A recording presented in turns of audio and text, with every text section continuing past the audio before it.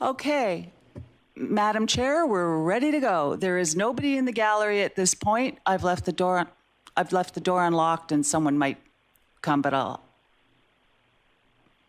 we're good to go. Thank you. So it is 3:05 p.m. I'd like to call to order the District of Sechelt Committee of the Whole meeting for Wednesday, March 25th. We have an amended agenda in front of us. I'd like a motion to adopt the agenda as amended. Who would like to move that? Okay, Councillor Lamb's moving it. Councillor Rowe second. All those in favor? Unanimous, thank you. So for those tuning in via phone or email or YouTube, questions can be submitted to councilmeetings@sechelt.ca. So that's council meetings, plural, at sechelt.ca. Those will then be addressed at the end of the meeting. So we have no appointments and delegations. We have new business. We have business items. The first business item is the proposed sewer operating fund.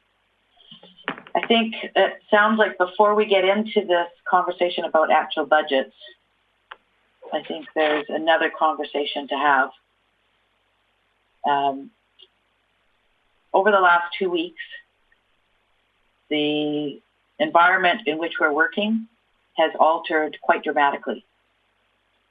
And I reached out to all of the councillors yesterday to talk to them about how do we do budget in this new environment. So I'd like to open it up to councillors to hear where they are and what they want to discuss, what kinds of things we want to put forward.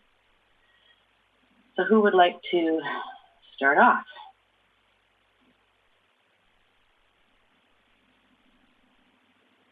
Don't everybody jump once. I'm here. Can you hear me? Councillor Rowe? I guess in short, I feel like we're living in a whole new reality, and I realize I'm sort of at the epicenter of it, so I might be a bit more dramatic than some. But if I was going out shopping for myself, I'm feeling a lot less generous than I was a couple of weeks ago. So I'm struggling a bit with how, with wrapping my head around the whole budget piece. So I think what I would like to know is some clarification around what are the things that if we don't do in the next year are going to end up costing us dearly in the future. So those basic needs, in my world, it would be airway circulation, that sort of thing. What things are absolutely essential to us going forward in the next year? Because I feel like my whole mind has shifted, and I'm struggling with that a little bit. So I would appreciate if staff could help me out with really identifying what it is that we need to do, because, the existing infrastructure is going to die and it's going to cost us twice as much. Those are my thoughts.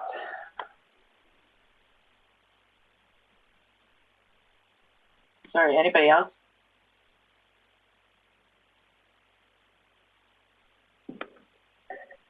Councillor Scott? Yeah, I agree. It's challenging times right now. I think we need to reevaluate our go-forwards here. I know in my business, it's taken a huge staggering toll, and we've got a long road ahead of us to climb out of it. So we need to ensure that we're recognizing everybody in our community as far as what their ability is to manage their taxes and so on and so forth, and ensure that, like Brenda said, keeping the failing infrastructure going, like Wakefield, we need to replace that, and there's some other projects that absolutely just need to move forward but we need to go back and look at our total budgets and look at some of the niceties that we do just because it's what we should be doing as a local community. But we need to reevaluate that as a need to have versus a must have versus a nice to have, and take a look at all those budgets and breaking them down that way.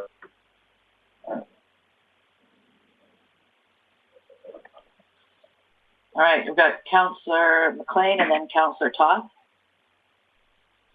Yeah, thank you. I think, excuse me for a second.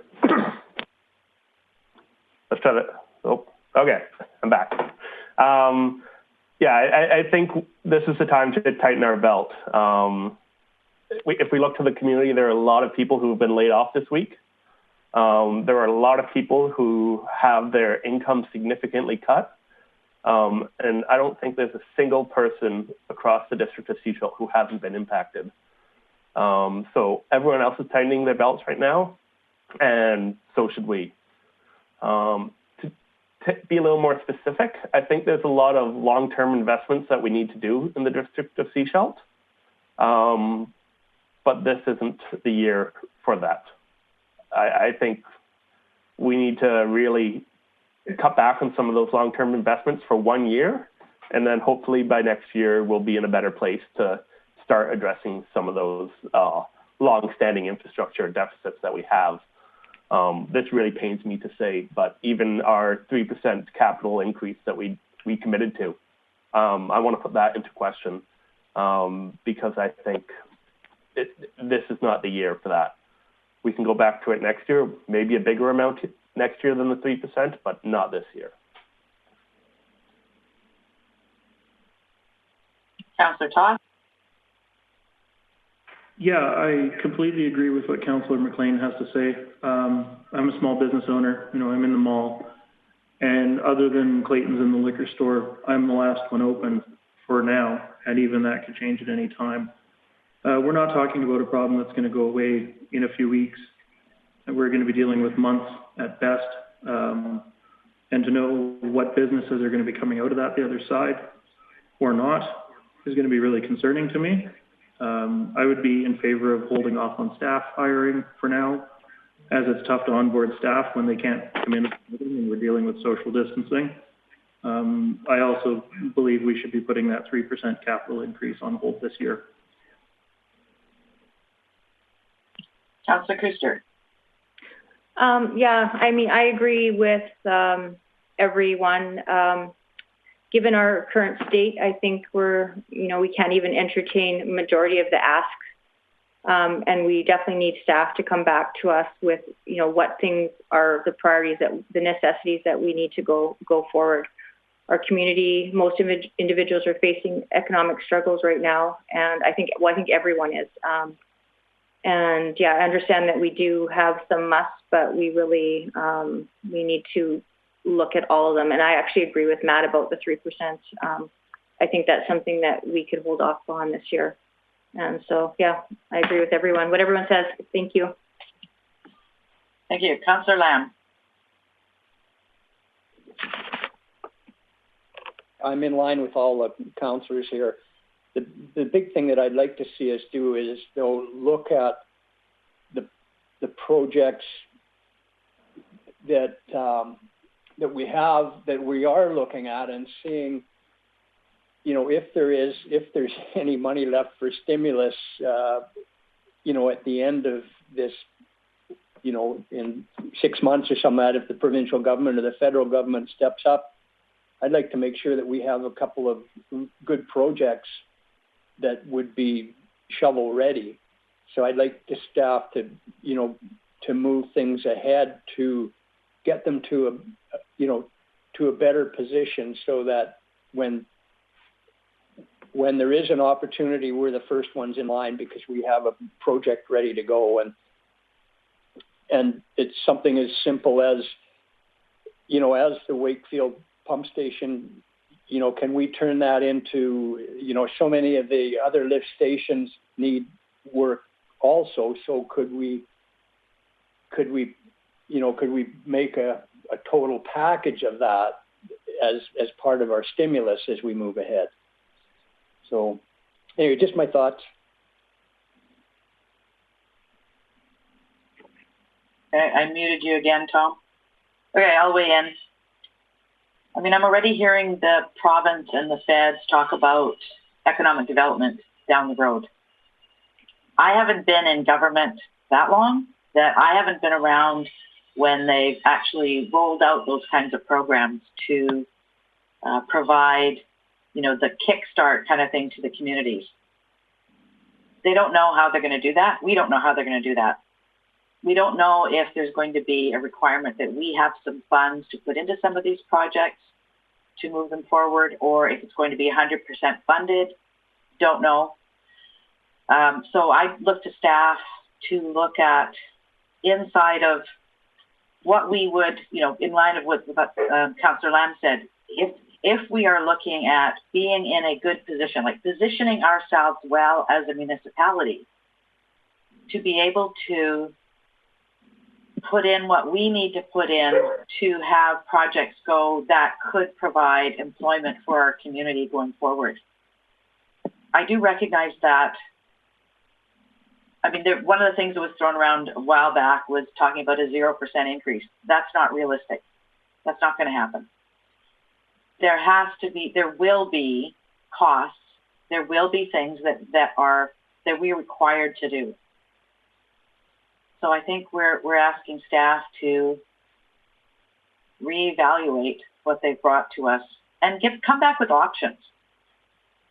And also what the impacts, I think, are of some of the options that they've talked about. For example, one of the things, I mean, we've just been talking about some different things up and down the coast.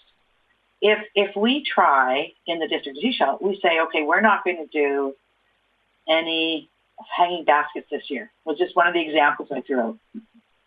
If you don't do hanging baskets, that means that 2 summer students may not have employment with the District of Sechelt this summer, because typically that's something that we have, not only the cost of the baskets, but we also then provide employment for others in the community.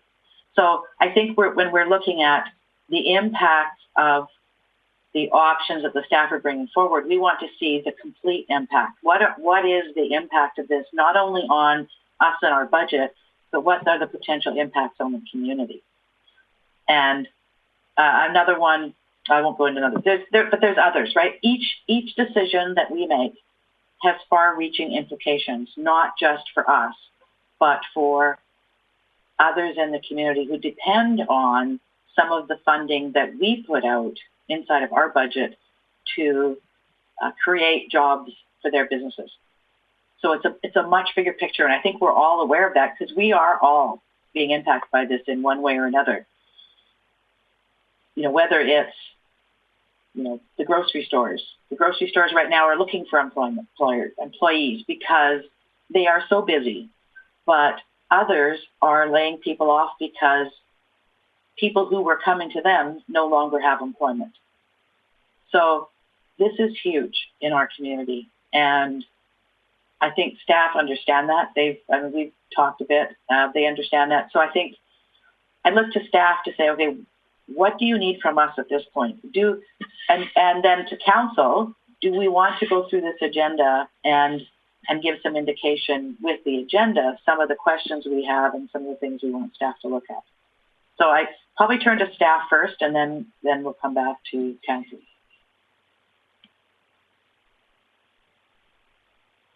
Thank you, Your Worship. I would suggest there's probably little point in trying to wind our way through this presentation to get help on what things we might look to reduce or cut, or how to rework things to save some money here or there.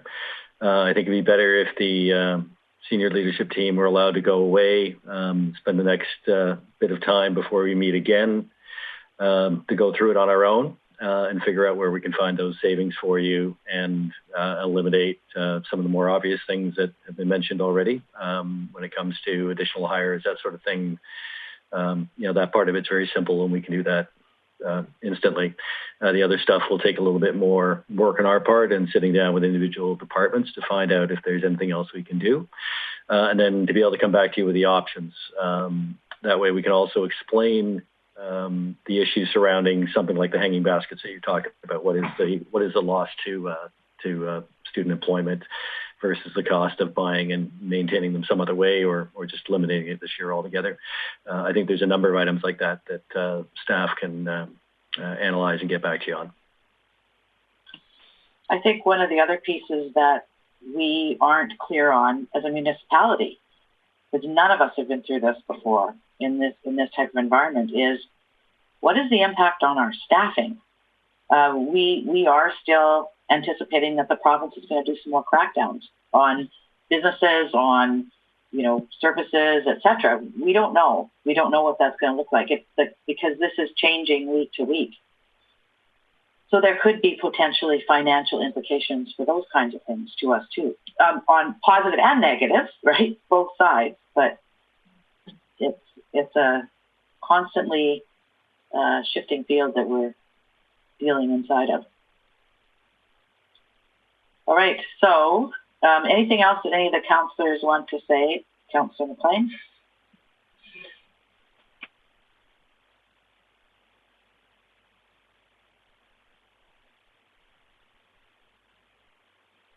Okay, am I on? I'm on. Okay. So I think there's a lot of uncertainty moving forward. So one thing that we should probably be looking at is carrying a little extra surplus. So that surplus is some flexible money that we can do to fund some of the government projects that, like Councillor Lamb was mentioning. There's just so much uncertainty. I think we need that little bit of flexibility. The other side is our statutory and non-statutory reserves. I think we do have an opportunity to provide jobs, particularly in the construction industry, by using up some of these reserves that we already have. So without increasing taxpayer contribution, we have this money. Let's try and get some of these projects moving so we can hire local people and keep jobs in the construction industry moving, because they're not going to be building too many homes in the next year. And that may change too, right? At this point, we don't know. Another piece that we are waiting on is there has been a request by the regional districts and the municipalities in the province to actually delay a date by when we actually have to have our budget complete.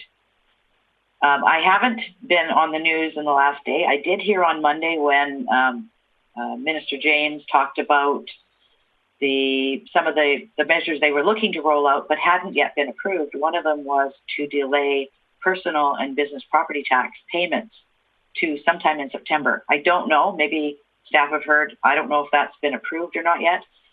So there are some things to work out around that. If they are saying that they're not going to have to pay them till September, that would almost indicate that they're probably going to give us more time to deal with this budget and give us a little more leeway inside of all of the changes that are coming to be able to see how that would be reflected in the budget going forward. All of that is uncertain at this point. We don't know. We don't know what that looks like. And they did, Monday, I think it was, they did say that there would be new announcements coming out every day this week. So by next week, this whole environment could look even way different than it is now. All right, anybody else? Councillor Toth. I had two questions.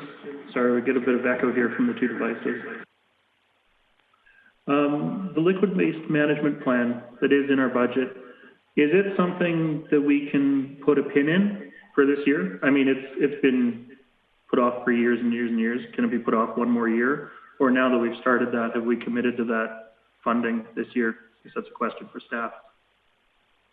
I don't really think these are the questions that we want to get into at this stage. I think it's better to let us go away and come back to you with all of the projects listed and what the impacts are.